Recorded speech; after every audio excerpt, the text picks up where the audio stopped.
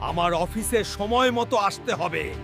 এক এক minute late মানেই বেতন কাটা।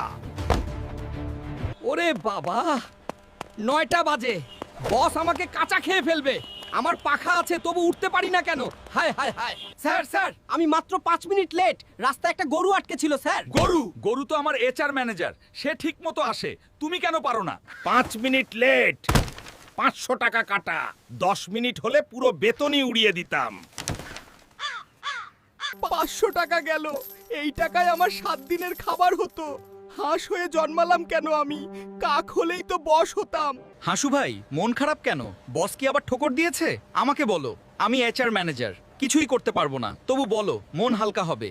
আরে এটা ঘাস না, এটা হলো অর্গানিক সালাদ। বস বলেছেন স্বাস্থ্য সচেতন থাকতে, তাই আমি মানে ধরা পড়ে গেলাম। ভাই আমার 500 টাকা গেছে। আমার 2000 গেছে। আপনি HR ম্যানেজার হয়ে নিজেকেই বাঁচাতে পারলেন না। ভাই আমিও তো কর্মচারী, আমরা দুজনেই শেষ। মিটিং আছে ছাদে। উনি বস নাকি কাক? বস মানেই কাক ভাই, সুযোগ পেলেই পালায়। কমেন্ট করো, লাইক দাও, সাবস্ক্রাইব করো, শেয়ার করো।